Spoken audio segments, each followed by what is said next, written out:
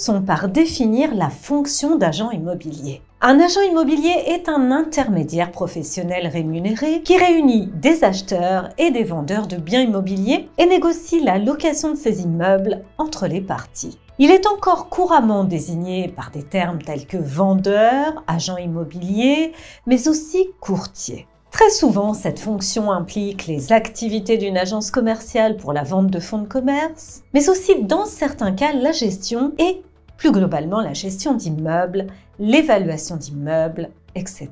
Faisons la distinction avec l'activité de marchand de biens. Ne confondons pas les activités de marchand de biens avec les activités d'agent immobilier. Si tous deux sont commerçants au sens de l'art, alors, selon le code de commerce, l'agent immobilier agit en qualité de mandataire et il est récompensé par des honoraires. Alors que pour le marchand, la marchandise est achetée et revendue à son compte et ce dernier est récompensé par les bénéfices de cette vente. N'oublie pas de t'abonner à notre chaîne pour ne manquer aucune de nos prochaines vidéos. Et surtout, pense à liker si le contenu te plaît. La réglementation applicable aux agents immobiliers. Les activités des agents immobiliers sont strictement réglementées par la loi Hoguet et son décret d'application qui ont tous deux été modifiés à plusieurs reprises. Ce cadre contraignant est l'ordre public et les bonnes mœurs. Il concerne toute personne qui exerce les activités d'un agent immobilier et qui est passible de sanctions civiles, pénales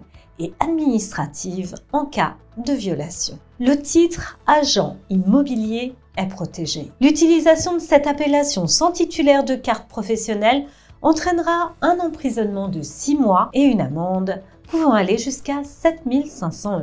Un fichier automatisé des professionnels soumis à la loi Hoguet et à la déontologie a d'ailleurs été créé. Cependant, vous ne serez pas sanctionné si vous enfreignez les dispositions de ce code. La formation continue des professionnels de l'immobilier a elle aussi été réglementée. Les agents immobiliers sont légalement liés par toutes les obligations du commerçant. Ceux-ci doivent être inscrits au registre du commerce et des sociétés. Lors de l'inscription au RCS, au registre du commerce et des sociétés, le greffier doit justifier qu'un professionnel comptable dispose de la carte professionnelle nécessaire à l'exercice de la profession. Les agents immobiliers ont un fonds de commerce qui peut être vendu et peut être soumis au processus de règlement collectif des dettes. Après tout, des réglementations particulières s'appliquent aux agents immobiliers, comme celles qui imposent des obligations de lutte contre le blanchiment d'argent et les locations meublées de vacances.